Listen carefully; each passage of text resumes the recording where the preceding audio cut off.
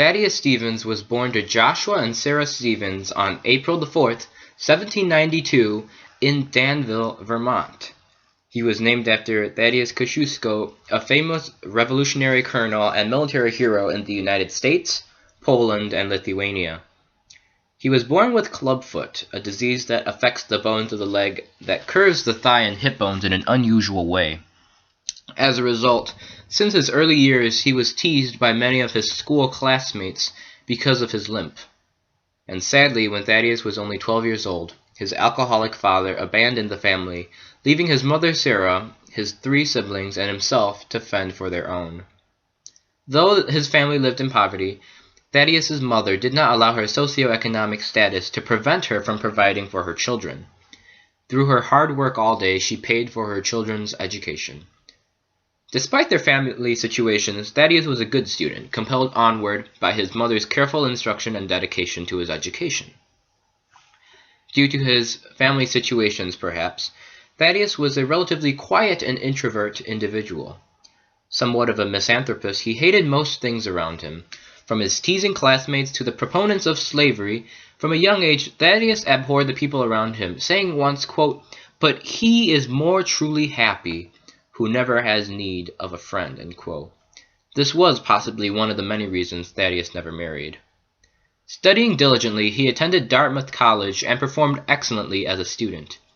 However, not only did his academic talents grow, as he matured, Thaddeus realized that though he was physically incapable compared to others, he did not let his disadvantage discourage him from pursuing his true potential. Oftentimes, he would put up his clubfoot on the desk to show it off. Though realizing that it may not have benefited him socially, his instincts or the way others perceived him did not restrain him from his self-confidence or self-esteem.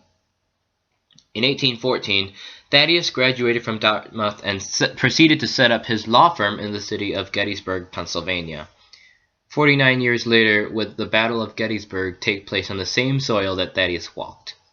This lawyer, committed to the principles of abolition and freedom, advocated, even in his early career, an ardent opposition to the establishment of slavery. As a lawyer, Thaddeus always remembered to honor others. Being around people constantly, he learned to work with others, though not always with the utmost degree of tact. However, his motives and his actions reflected his desire to serve others. One example of this notion not only epitomizes his selflessness, but also his commitment to the abolition of slavery. Thaddeus had heard of a black man who was being sold into slavery and was to be separated from his family. Most often, slaves were transported from the North to the Middle South, and perhaps to the Deep South. Being shuttled as a slave to the Deep South states of Georgia, Alabama, South Carolina, or Mississippi almost guaranteed an absolute separation from one's family. Having mercy on this man, Thaddeus purchased this man's freedom, allowing the man to remain with his family. Now, the money Thaddeus used to purchase this man's freedom was not merely pocket change or money that he had just found. Rather, this large sum of money was his savings toward his law books. Truly, though Thaddeus firmly opposed slavery orally, he manifested his repugnance to this despicable institution through his actions as well. After settling as a lawyer for several years, Stevens turned to run for public office. His experiences and knowledge equipped him well for the future that lay ahead of him. In 1833, he was elected to the Pennsylvania General Assembly under the Anti-Masonic Party. This third party formed as a counterparty to the Freemasons, a fraternal organization. As an assemblyman, Stevens fought hard as a legislator to promote the rights of African Americans. In 1838, he declined from signing the drafted Pennsylvania Constitution because it prevented African Americans from voting. At this crucial convention, he stated very explicitly, quote, "I wished that I were the owner of every Southern slave, that I might cast off the shackles from their limbs and witness the rapture which would excite them in the first dance of their freedom," end quote. In addition to his stances on abolition, Stevens was a supporter of both Hamiltonian and Jeffersonian principles.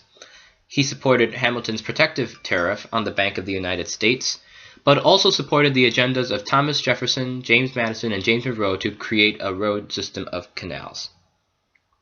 Life as an assemblyman was not necessarily easy in any sense.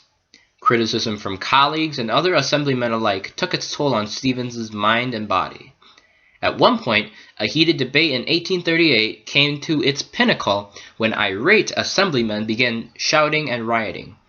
Aware of the situations around him, Stevens turned to the nearby window for escape, jumping out of the Capitol window to the safe grounds below. Regardless of the troubles Stevens faced, he was still devoted to uplifting the cause of freedom and equality for all, serving in the Pennsylvania Assembly from 1838 until 1842. As a defender of human rights and liberties, Stevens cared more for others than for himself. In a letter dated May 4th of 1838, it was noted that Stevens wrote the following statement, quote, "I can never acknowledge the right of slavery. I will bow down to no deity, however worshipped by professing Christians, however dignified by the name of the Goddess of Liberty, whose footstool is the crushed necks of the groaning millions, and who rejoices in the resoundings of the tyrant's lash and the cries of his tortured victims." Unquote. Truly, though a man of dignity and respect, Thaddeus Stevens only wanted the best for America and her people. This would serve him well as he entered a new chapter of life as a congressman. The year was 1848. Zachary Taylor, a Whig from Louisiana, and Millard Fillmore, his running mate from New York, won the presidential election over two other candidates, Democrat Lewis Cass of Michigan and Free Soil Martin Van Buren of New York. As a Whig, Thaddeus Stevens won his first election to the U.S. House of Representatives. He represented the area around Lancaster, Pennsylvania, and his nearly 20-year tenure in Congress was marked with distinct prospects, with abolition to slavery being paramount. Now, at the time of Stevens' election, antebellum America was a nation of growth and reform.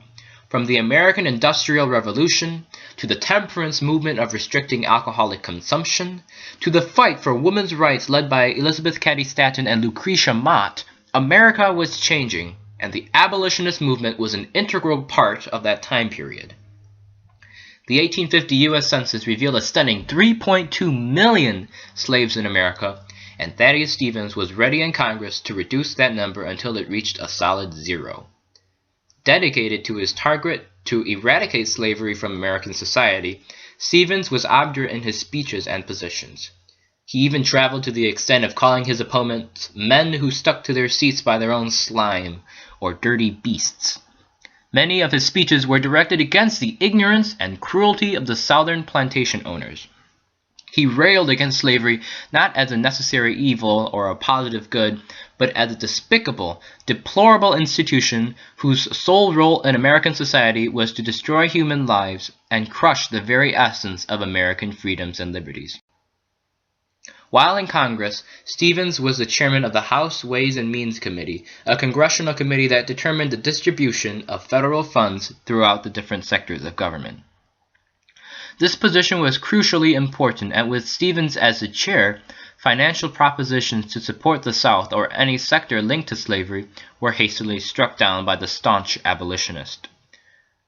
Contrary to that, Stevens used his position for the benefit of the North and Union forces. Slowly, Stevens continued to rise in power from a handicapped student that was belittled by his classmates to a top congressional leader. In time, the Civil War arrived on April 12, 1861, as the battle over Fort Sumter, South Carolina, lit the match that exploded into the Civil War. Fathers fought against sons and brothers against brothers as this war left a deadly scar on the face of America. Despite President Abraham Lincoln's hesitance to war, Thaddeus Stevens, staunch yet obdurate, was prepared for war.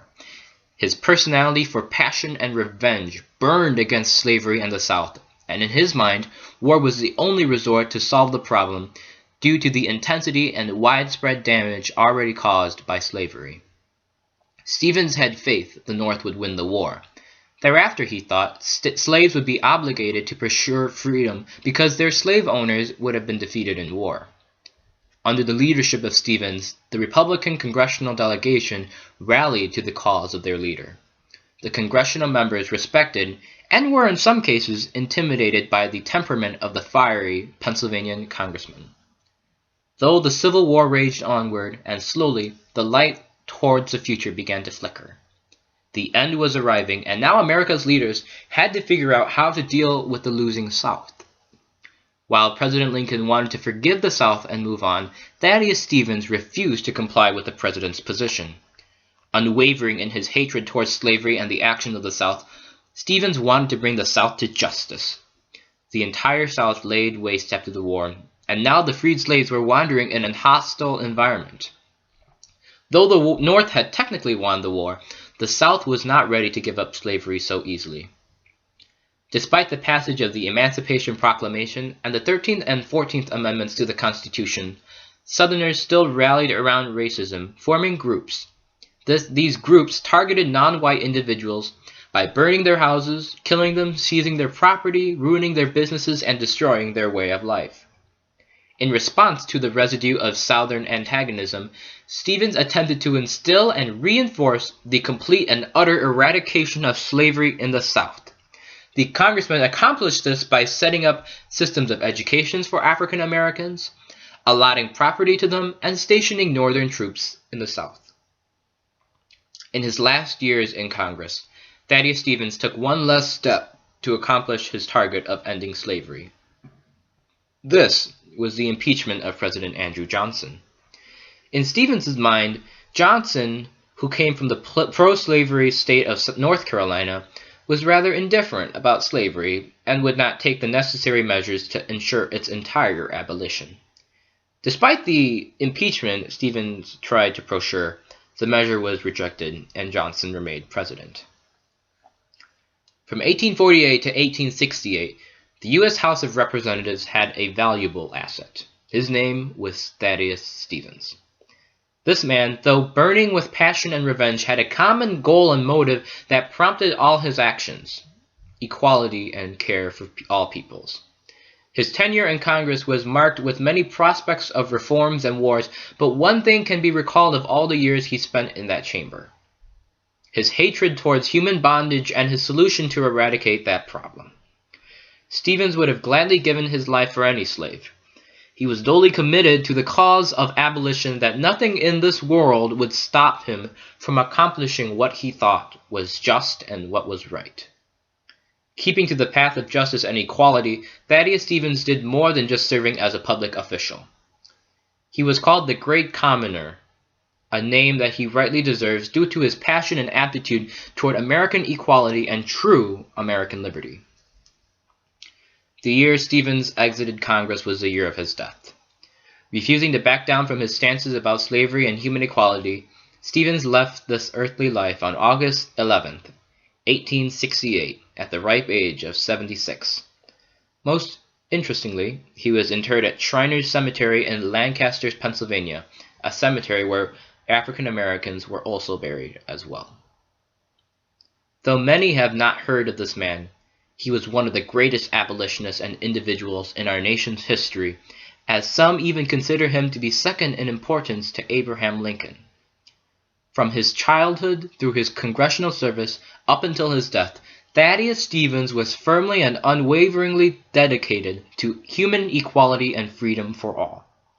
Such an attitude and outlook of the world as that of Thaddeus Stevens is highly commendable and remarkable, because it epitomizes in one life the principles and values of our great nation, America.